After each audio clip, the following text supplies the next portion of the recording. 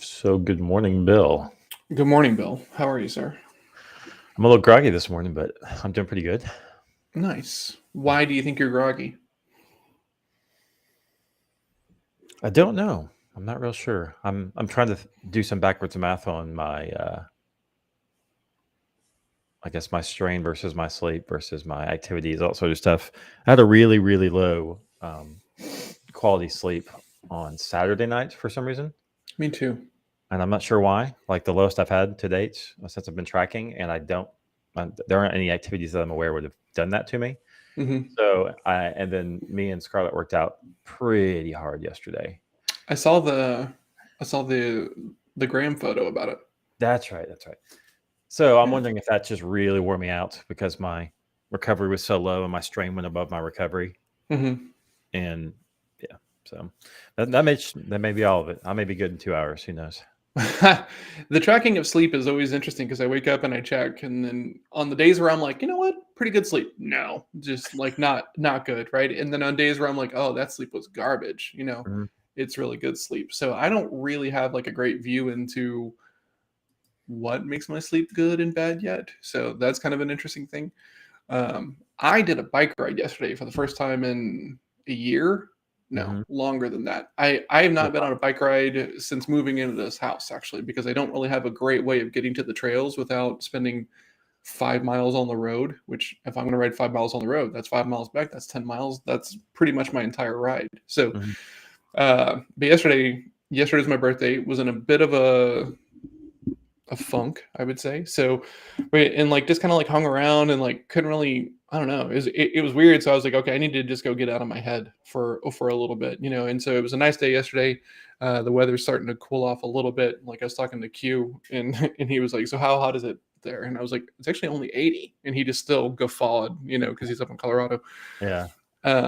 So at about 4:30, I was just like, okay, I need to go force a change here, kind of thing. And so went out, like I was like, I think I'm gonna go for a bike ride. And then it's like, do I ride in the neighborhood and take the girls with me? Do I go on a bike ride for myself? And so the girls didn't really want to go, which is fine. And so dug out my stuff, put on the lycra, packed up the bike and drove down to a park and rode, I don't know, about 12 miles. My knees are super sore today because it's been a long time since I've done that.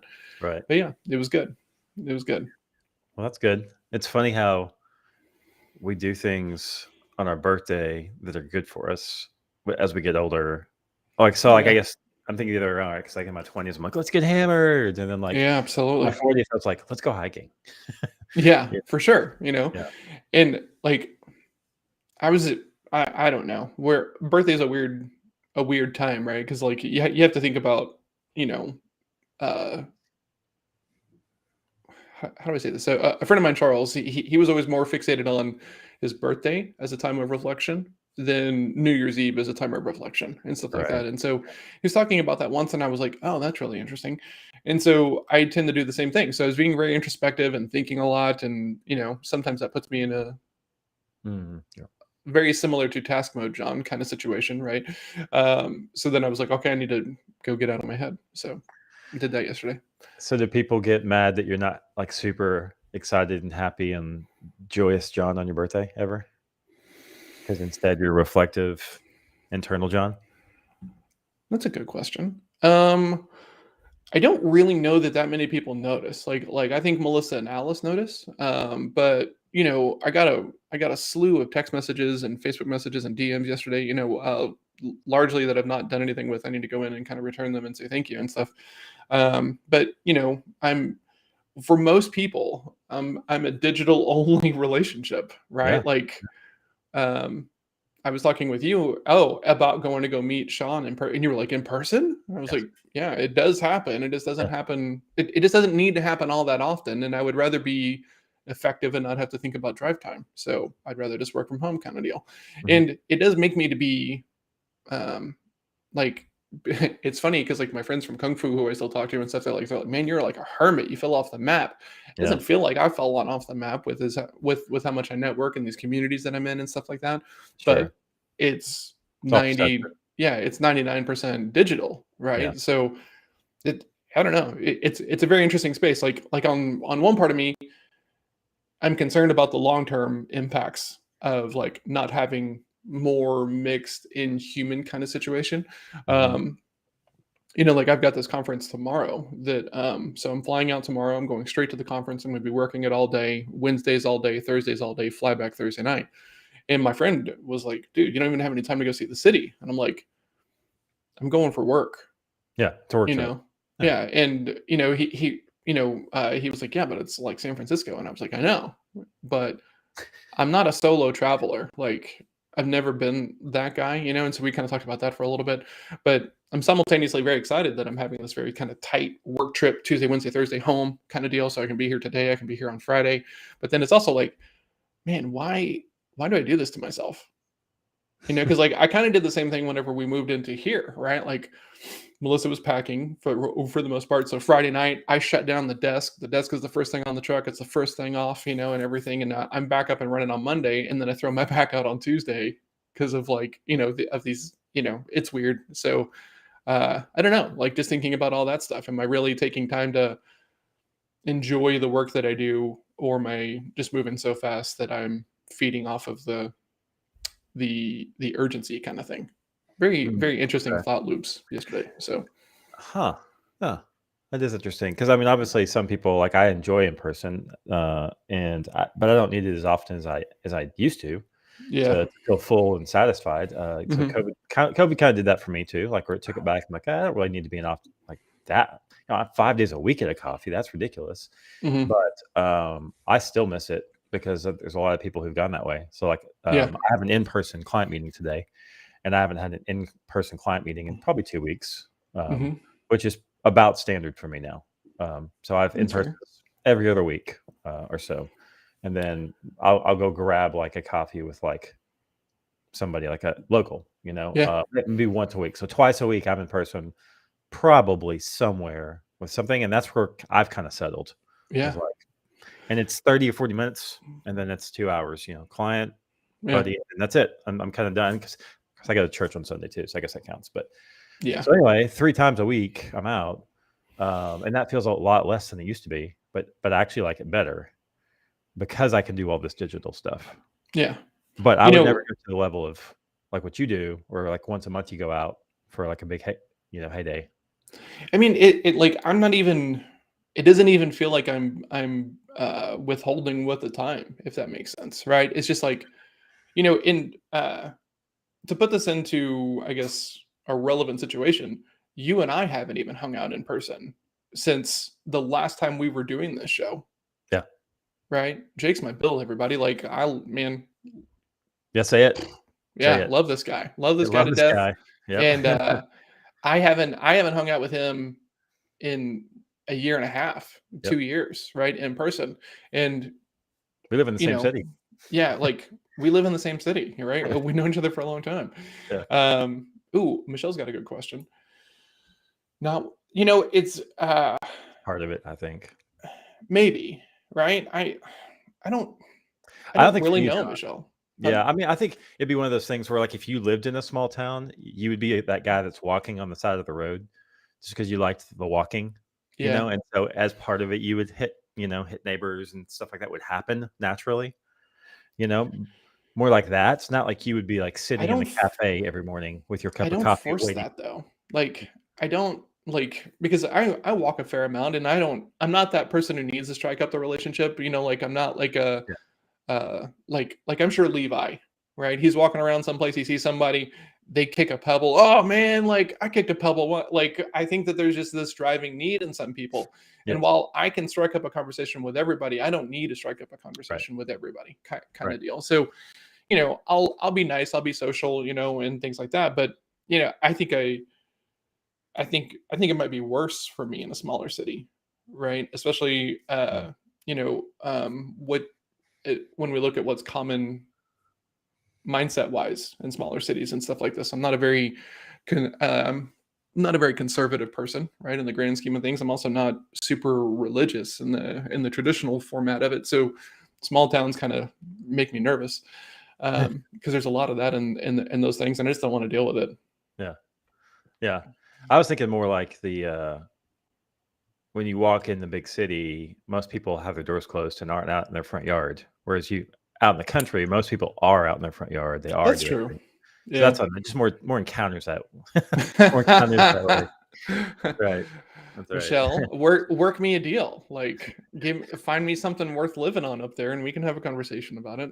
I wouldn't like there. You know, it is weird because I am in this kind of weird space of I miss living in the cultural district and like all the Mhm, cool mhm, hipsters and art people and small business and everything. And then the mhm. other part of me is like, hey, like let's move further out. Yeah. Like let's get 3 acres. And then I'm like, what the hell am I going to do with 3 acres? Like, I'm not going to be out there working land. Like, that's not my jam whatsoever. So Yeah.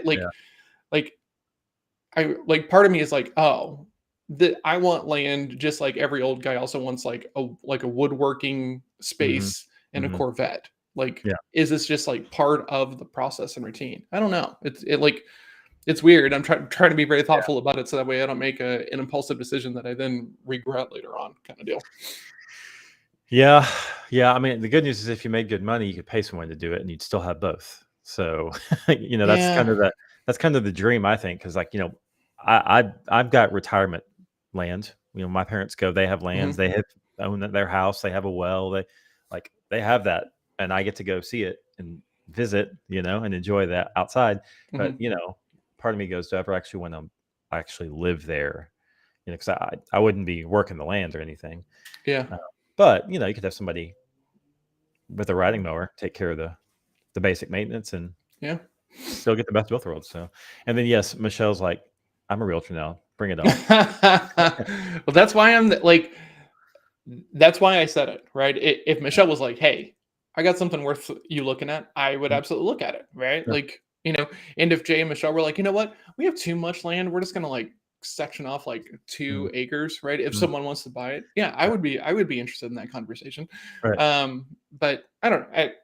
Like internet is way more important than location, right? And a friend of mine got Skylink recently and Yeah. loves it. Yeah. I've Like heard the same. absolutely loves it. He got like the RV package and stuff like this. So fast ship time and he got it. And that to me, that Well, that's what opens makes up the world. yeah, I was just that makes anything possible because I've got a buddy that I worked with at an agency, and then he was my WordPress guy. He still is go to Mhm, like that's my work. mhm. In fact, I think you've talked to him maybe even a couple times, Chris Brailsford. But him and his girl moved to Virginia or North Carolina, but they moved like up in the mountains where it's like misty in the mornings and Good for them. like they made their thing happen, and I'm Mhm. so happy for them. And that's what they're doing. They're doing Starlink because they are both full-time remote internet people just like you and I like. So, yes, Yes. exactly. I was thinking the same thing. Yes, right? Yes. I would pay a membership, Michelle, that would probably net you guys more than just It's selling me the land would be. the HOA Uh, fees alone would make it worth your while, Michelle. I mean, HOA we have to fees. call it MOA fees, but Oh, Yeah, man. be So, good. I go on Friday to get my hair cut and beard trimmed and everything, and, Oh, yeah. Oh, yeah. like, I don't really know how to describe what I'm looking for in my hair. This has always been my worst nightmare. You sit down and the barber puts the sheet on you, right? Tying up around the neck. So what are we doing today? I thought you knew, Yeah. kind of deal. You're the expert here. Yeah, yeah, always the expert. So we took off a little bit more than I was thinking. So I came home and because it curls up and everything, the guy's like blow drying it and everything, like to like see how long it's going to be and everything. And I don't blow dry my hair, and so I come home and it is so poncy. Like it's so like weird. You're like a Yorkshire Terrier, A little bit, yeah, yeah. Like I felt like if I was to trot, there would be this nice little kind of bounce to it and everything. And so now, and so Melissa, of course, is just like, it's good, kind of like with this face. And I'm like, oh, and I'm like, I can go cut it again, like in it's weird because like this length is like I don't know, like a weird in between stage kind of thing. So I'm gonna be it's just a unique space, and I wanted to talk about it, Yeah, obviously. I was gonna say, believe it or not, I know some stuff about hair because I have a daughter, Yeah. XY, things like that, and I spent a lot of time around all those conversations, and they always say you wait 24 hours until you make a judgment, because when you come out of the salon, it's never Yeah. how you do it ever. Yep. And some people hate that because they love how it looks out of the salon, and then they're disappointed for the next 3 or 4 months because they can't get it to Yeah. look that way, or they go, okay, wait a day, and then they go, okay, yeah, it's good. Yeah. I'm So waiting 2 weeks, okay. and then Well, I think if it's I'm like still shoes, unhappy though. with it, It's I'll like cut it off. shoes. If they hurt when you put them on, they're gonna hurt 2 weeks from now. So if That's 24 fair. hours after the haircut you don't like it, that's it. Mm. It's what you got. Well, there's this really old line. What do you call a bad haircut in 2 weeks? A good What? haircut. Okay. Yeah. I mean, it's that sounds like small town wisdom, John. Are you sure you're not from Hey, North my Texas? my high school had a rodeo team. Like, I Well, mean, then, yeah, there you go. That's fair. But you live in I'm Texas. cut from that cloth, as some people would say. Mhm. Okay. Um, So let's talk about work. yeah, let's talk about work. Um, let's see. I've got a pretty big week. I've got a fair amount of in-person work this work. Okay. Here we just talked about how I don't do isn't there as much as I used to, and this is more. I've got 3 this week, which is Okay. it's just one of those things where they all happen to fall on this one week. Mhm. Yeah. So that's kind of like the big piece of this week that's outside the normal. But I was also thinking over the weekend, we used to do this thing where we'd have bets and we'd, Yeah. like put our metrics out for everyone to see and Mhm. measure stuff going on. And I'm feeling like I'm ready for that again. I don't know if you Yeah. are, but I'm ready to kind of get my feet to the fire a little more. So thinking about we might chat about that.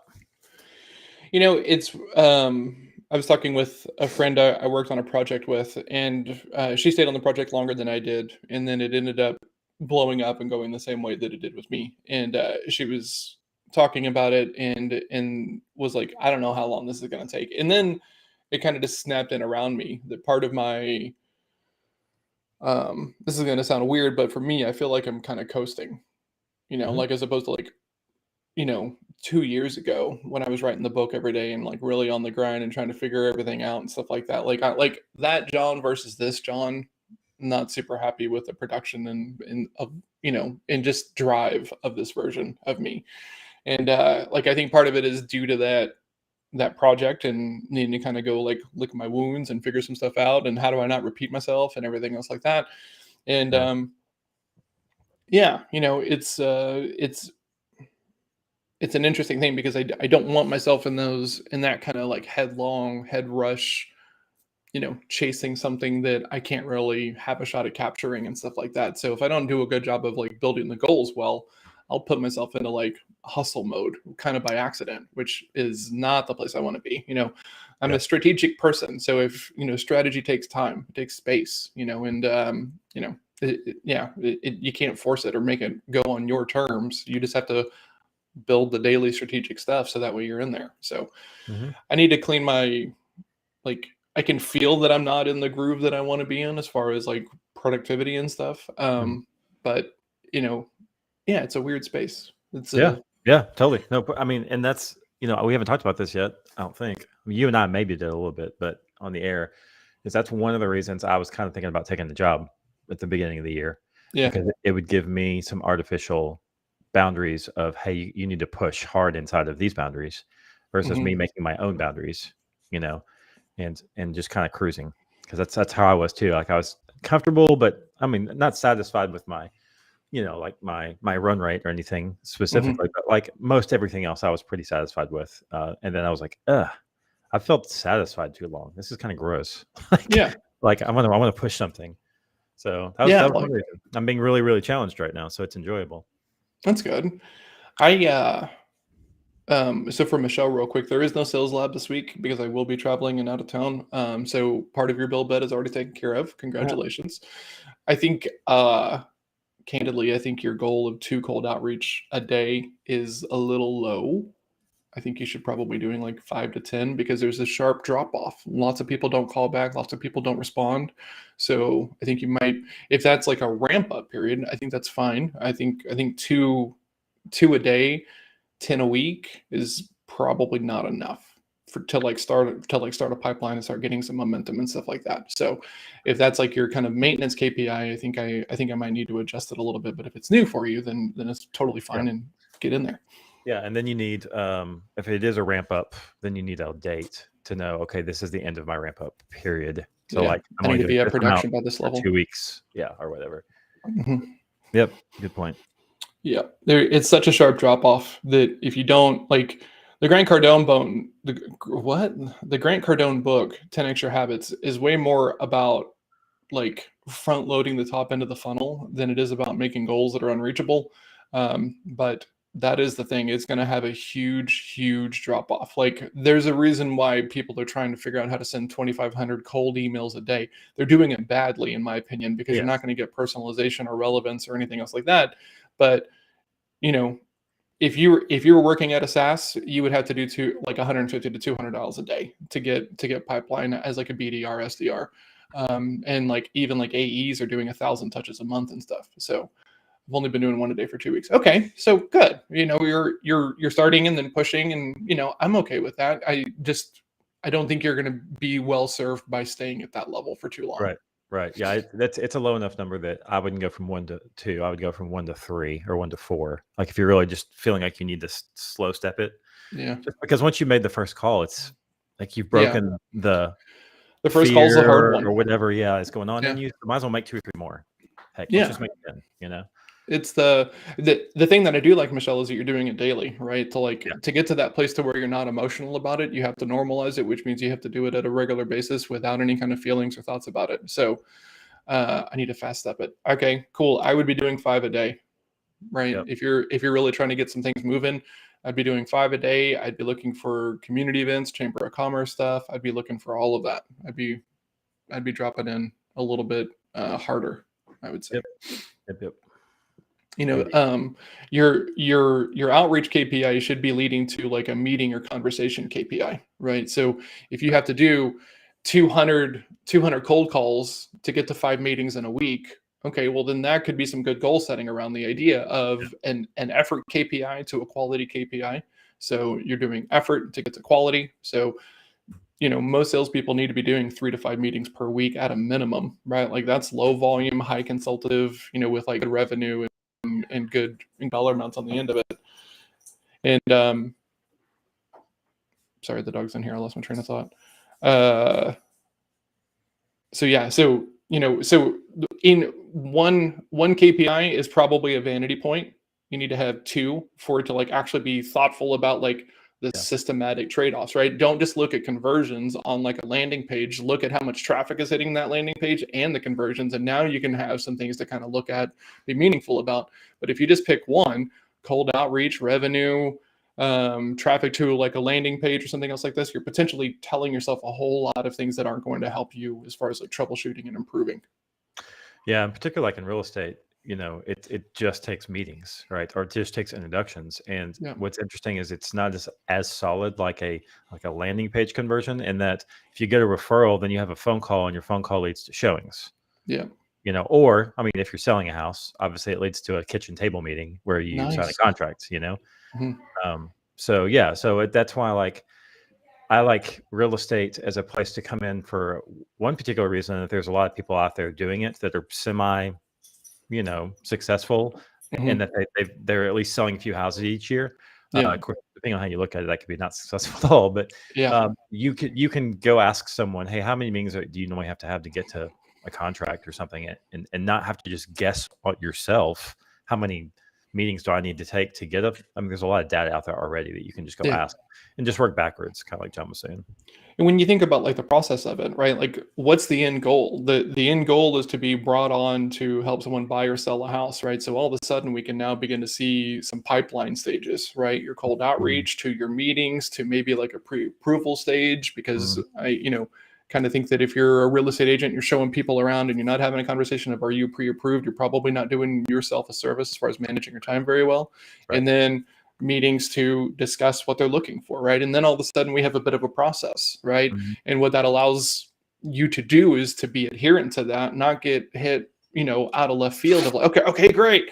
Your name's Michelle. Let's go look at some houses. Whoa, wait a second. Before we go Yes. look at some houses, can we talk about what you're looking for so we don't waste time? Would love to have a quick conversation about what your goals are, so that way the houses we do look at are meaningful and relevant. Can Mhm. we have that conversation? Like, Yep. now there's like some stages, and it causes, if you put in the time and your frameworks, it makes it really easy to start being very thoughtful and intentional with your time. But if you don't do that, in my opinion, you're going to end up at their whim, right? Because you want the business, and then you're going to do stuff that isn't probably helpful or anything else like that. So Yep, I've got a friend who's a really successful realtor here in Dallas Fort Worth. He's been doing it for 9 years, and mhm. it took him probably 7 to figure that out because he ran everywhere whenever people wanted. Yeah. He was that guy, and so he made a lot of money because And he was always available. But now what he hates that. what's crazy to me, right, is if you talk to any successful broker, they'll tell you to manage your time. Okay. And then they But won't. but everyone in the real estate industry, especially when they're new, man, They and hustle. it's part of a product of like how the leads are done on by like Yeah. some providers and That's the everything. industry. Yeah. Because like you'll get these dispersed leads, right, Mhm. that you're paying for, right? And then the goal is, uh, since they're dispersed, they're being shared with like 5 to 10 other people. So if you're not the first person to call that lead, you're probably not going to get like a great conversation out of it. Yep. And like that leads to the chaos of have to be endlessly available for everybody Mhm. who might want to buy a house. And these brokers are like not doing that, obviously, because they've done it for long enough to understand that like Well, they not make all money off leads you. are worth. Yeah, well, When you sell a house, they make money. So not all leads are worth are oh, hold on, let me say this the right way before I get like hamstrung. Not all leads have the same value, right. right? So for Michelle, right, she's a mom, she's a family person, she speaks Spanish. These are all things that bring value to her relationships and conversations. So if someone who doesn't see any value in any of those things, right, they're not going to potentially see value in working with Michelle. So she has to be aware of that because no one else is going to. And people will absolutely rob you of your time as a salesperson. Oh, It's yeah. crazy. Specifically Crazy. in that industry. I don't know why it is. Oh, yeah. Just because maybe it's such a emotionally driven purchase because it's so big and it's where your family's going to be. Like they Yeah. are like super emotional about that decision. Well, and it's the easiest thing to juice people, right? Yeah. Like, oh, great home. Do you know we're at the top of the market? Are you interested in selling? What? And it's like that's an awareness question. Yeah. But it's not an accusation question. This is something we talked about in Sales Practice Lab last week. It is a lot harder to cause awareness as a salesperson than it is in like marketing, because a lot of times if you phrase your question badly, you're not driving awareness. You're just like blatantly accusing them of doing it wrong. Yes. Yeah. Yeah. So which is why you actually need marketing. Wow. What? Weird. Yeah. If you are a salesperson and you don't think about copywriting, you have a shelf life on the top of your head, in my opinion. Like Mhm. they are part of the same skill, like Or at least part of a fundamentally team so. that's Yeah. where it Yeah. works together. Yeah, Yeah. but the words that just come out of your mouth are Mhm. not going to be client ready, whether sales wise or marketing wise, right? They need to be practiced and done intentionally. And It's another all way those to do things. sales lab without having to have the people there on the video with you is when you write out your thoughts, it helps you practice. Oh, gotta rep. There Gotta you go. rep. There it Gotta is. rep. That's Gotta right. rep. Cold Write email reps. Write yourself. Yep. Write yourself some reps and then read it out loud to yourself. Read it out loud because then your ear hears it different than your brain does. Oh, I posted about this on Friday because I got these 2 new requests on LinkedIn, and whew, man, rough language. Here's why I wanted to connect, and I'm looking to do this, and I want to look at your network. And here's the thing: in a conversation, it would probably be just fine, right? Because there's a conversation, and people forget about the details of it. But because it's a DM and it's written down, every time I go look back at that person's DM, I'm just like, oh, this guy, right? Ignore. Exactly. Ignore. So you can push harder in a conversation than you can in the written word because it's lasting. First of all, like people don't delete their DMs, right? They don't delete their text messages. So if you don't do a good job of like getting your follow-up points. And they're, like I had a guy once and I said, hey, can you follow up in 2 weeks? I'm just slammed the next 2 weeks. And like 3 days later, he's like, how about today? That would work in a conversation, right? Because it's like, okay, cool. I'll give you a call in a couple of days. Is that okay? Sure. And like, there's this kind of ambiguousness of a couple, right? Right. And so then he calls me and I'm like, oh yeah, man. And he gets to stay top of mind and we're still on the thing. But since it's a conversation and I can see in the history, Yeah, I told you 2 weeks. Therefore, I know you can see 2 weeks. right. Why am I getting a text message right now? You have Right. to do it differently because of Right. the way the communication happens. Yeah. Well, I mean, it's the whole, like, the customer actually is in charge now most of the time, whereas in the past Yes. you had to rely on the expert to get the information you did. Yep. No Like longer. 90% of all information is available now, so you can't Yes. be the guy or girl that is saying, "Yeah, but you need me. Come on, like, how about tomorrow?" Like, if they're not Yeah. ready, you just are a nuisance at that point, and you probably get Exactly. rejected. Yep. Absolutely right. I want to discuss likely working together 100 plus requests verbatim. Oh, yeah, that's true. That is true. Right.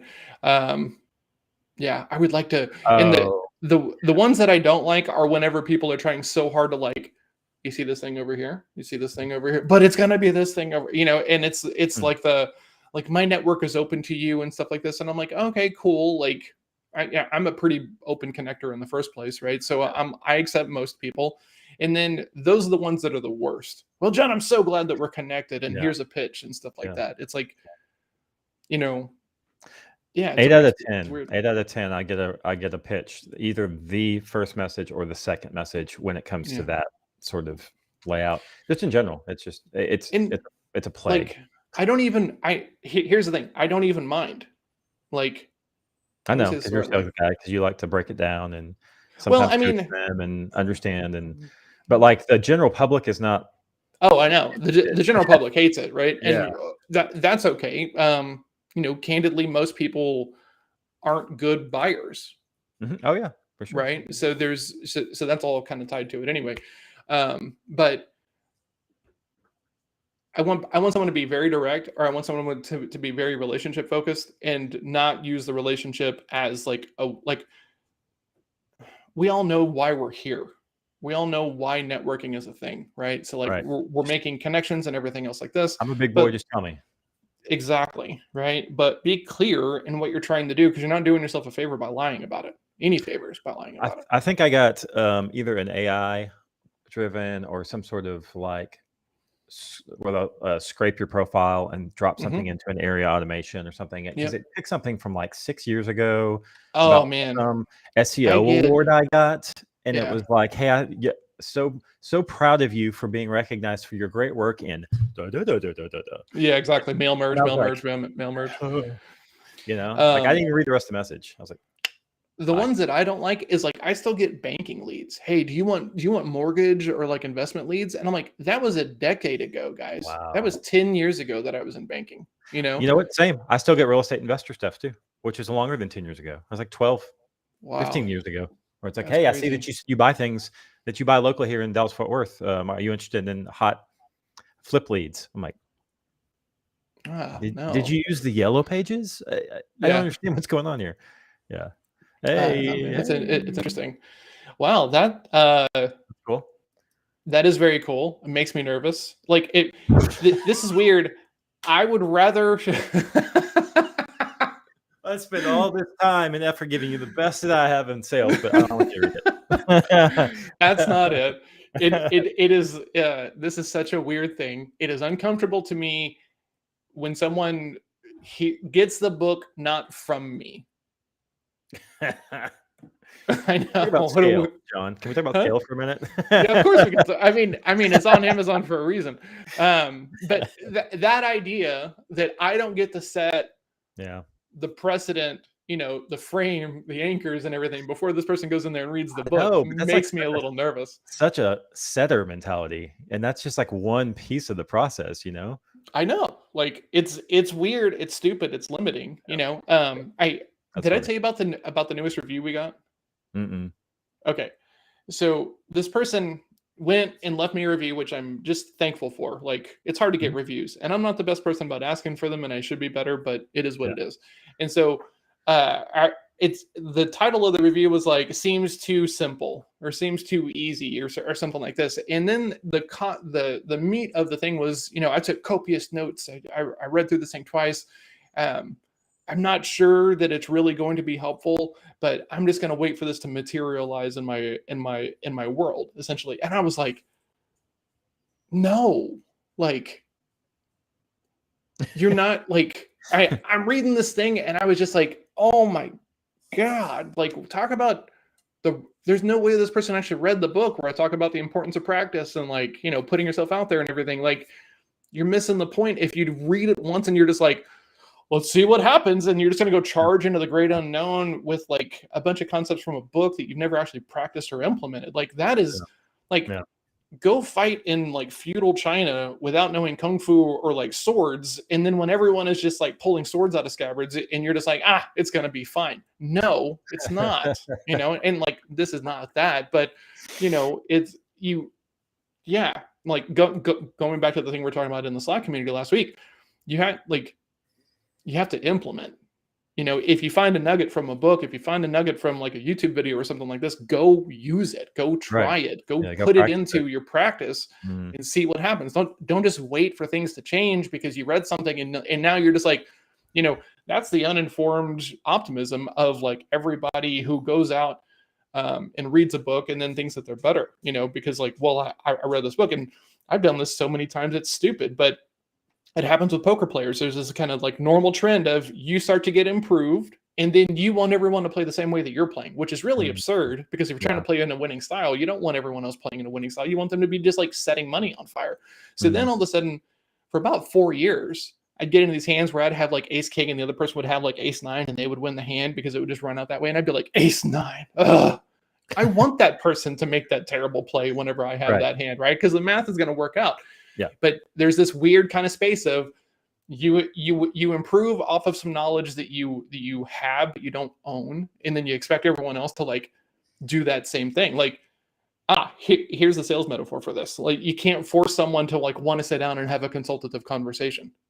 You can't be that person who's like, hey, I want to make sure you have a great outcome. Can we have a quick conversation to make sure that we can do that for you? Some people are just like, nah. Yeah. That's their choice, right? Yeah. And I used to feel and I used to think and I used to believe that because of my training and because of the coaching that I'd gone through and everything else like this, that I could force this thing to happen. No. Opt out and go find someone who wants to have that kind of conversation and that kind of sales process, because like that is worth your time. Trying to sell someone on, hey, I'm going to ask you some questions, but I'm just here to ask questions and like, I'm not trying to sell you. Like you sound more like you're trying to sell something. Yeah. Than if you just are willing to know better. Yeah. Yeah. And which is, I mean, it's just how life works, right? But like coming from Kung Fu, you should probably have known that your goal is to put yourself in a place, in a stance where you can be ready to see what's coming and make the proper counter. Yes. Right. But in sales, there was no counter. There was no, it was plan of attack. Oh, it didn't work. It's like Iron Man. I have a plan. Attack. Yeah. Yeah. Right. So, and it's not like a haircut. We can't wait 2 weeks and it'll all be better. Like you actually have to go do things. Yeah. Have to go do some things. Yeah. And that goes back to like the strategic thinking, right? So for like Michelle, who's, trying to ramp up her like outreach and her KPIs, and she's also trying to be very thoughtful about it. If you do too much, it removes the ability to be like discerning and thoughtful about it and everything, because it's like being a dad is the best thing that makes me better as a salesperson, right? Because like I see these little bitty things that prospects do and I'm like, oh, okay, cool. Like I now understand why we get there, right? So Melissa one time was like trying to like open this thing and I'm like, well, let me open it. I'm the guy here. I'm strong. Blah, blah. So I open it badly. And she's like, well, if I mean, I could have broken it. And I was like, it's open, isn't it? Yes. No, like what a weird thing to pivot to. The new sales guy. Yeah, the bare minimum kind of deal, right? And like this happens in like sales conversations all the time. Well, don't you want to grow? You don't think we're big enough now? And now you're in an adversarial conversation as opposed to a good one, and it's just because you didn't think enough about what you're saying, which brings me to a very cool nugget from the weekend that I would like to share. Okay. So there's this show on YouTube called Hot Ones, and these people eat these wings. And I just thought it was kind Not of just like any wings. huh? Not just any wings. Not just any wings, some of the hottest wings that they can possibly find, and it ramps up over time, right? So, and it's done on the Scoville level. The guy's a great interviewer, and Oh, um, he was. I watched an episode where he's interviewing Rob Lowe, and I have Rob Lowe's book on my shelf. I've not read it yet, but man, West Wing, Parks and Rec, Tommy Boy, guy's been around for freaking ever, and he's talking about his obsession with one line for like acting, and he's like, a really great actor can say one line and have it mean 15 different things. And he's talking about this guy from the West Wing who was like the chief aide of the president, and so most Mhm. of his scenes ended with "Thank you very much, Mr. President." And that guy can make that line mean 15 different things by changing his face, by changing his tonality, by changing his Mhm. cadence and everything else like that. And I was like, that's it. Like that is it. So much of what happens in a conversation is that nonverbal level of it. So but like I was like, okay, cool. Yeah, I need that's to go. mastery. Yeah, that's mastery right there. Yeah, I actually heard a comedian do a similar kind of thing, talking about how he decided he was going to go into acting because people told him he'd be good at it, but he'd come from some like really dark place in his family, and like it really really understood this one particular thing, and it just so happened the first time he went in, it was a scene about something that he could connect with emotionally like really well, and he just delivered this one line and everyone was like, whoa dude, that you are amazing. He's like, and then I could never act again because that was my moment. I nailed it. It was like the universe aligned, and this was my scene. Oh, I love that bit. I would love a link to that comedy Okay, bit I if you need to can figure out. find I it. can't remember who it was because I watched. Oh, it was David Letterman has a new show on Netflix called "That's My Time," Oh, okay, where he takes interesting. young comedians and they're like Okay. 20-minute episodes, and they do like a 10-minute set, and then he interviews them for 10 minutes, and the show's over. And it was like Oh, the I'm perfect into that. amount. Yeah, yeah, it was one of those comedians. Yeah, I didn't really like his other Netflix thing, and my next guess is yeah. like that seemed It was like a hit- little too guru-ish. I don't know, like it had a weird vibe. yeah, I definitely think it was hit and miss based on because some of the people I really enjoyed, and some of them I was like, this is nah. This is a special day, everybody. Would y'all like to see Tina? Oh yeah, let's see Tina. Tina, She's hanging around on the floor, huh? yes, Tina's hanging out with me today because Melissa had to take. Come here, Pinky. She does not want to be on camera. She's apparently she just got up and trotted out of the room. So She's a hill. Yeah. yeah. I mean, with that mentality, she's probably more like a Besner than a Hill. That's Because true. That's true. You're right. You're right. Yeah. I'm on Yeah. camera I just meant majority of the like time. 2/3 of your household is really not interested in getting on camera very often. So, We'll see if she comes back. She probably won't though. well, that's But good yeah, because I got to wrap anyway for you got to today. wrap today. Yep. So we're going to be meeting again Friday morning for Yep. the show because I'm going to Yep. be traveling the next 3 days. I'm probably going to be wiped because I fly back. I think I land at midnight on Thursday night, so that's going to be kind of a late day, but we'll be good to go on Friday morning. Yeah, and we're gonna go sans guest. That way we can just kind of get in and review the week Yes. and take a look at Yes. things, and then we'll have somebody the week after. So Absolutely. Yeah. If you guys have recommendations on people that you would like us to have on the show, Yep. content creators, leaders, entrepreneurs, sales leaders, salespeople. Yeah, Tom, anybody that back- has something interesting to say about sales and marketing and how they work Yes. together and like stuff like that, that's the people we want to talk to. Absolutely. Yes, exactly right. Thank you, Michelle. I'm excited for the trip. Yes, Also a little indeed. nervous, but mostly excited. Yes. Yeah. Yes. Awesome. Okay. Cool. So Well, do you need anything from me today, Bill? You need to check in or anything? no, I don't think so because I'm pretty scheduled today. Okay. Good. Okay. I'll be heads down. What about you? I'm going to be in research mode just to make sure I'm like prepared for the conference. I'm going to be doing some deep dives into the field, into the client, or into who's talking about this event, who's going to be there. Try to do some sleuthing beforehand. That's going to be the majority of the day. Cool. Well, enjoy that. I know you'll enjoy that. Oh, that's my jam. I like put on my Sherlock Holmes like houndstooth hat, and I'm just in there. Yeah. Pipe out. That's right. Yes, right. absolutely. All right, man. Cool. All right. Well, Michelle, thanks for stopping by again. Yes, of Mike course. Tao. Thanks Mike, for hanging out, Mr. Regular. That's right. And anybody else out there, Team Replay. We will see you guys Friday. Friday, Don't absolutely. tune in tomorrow unless you want to see nothing. Yes, enjoy your weeks. Be thoughtful, intentional. Get some stuff done. Yep. All right. See you, See Bill. ya.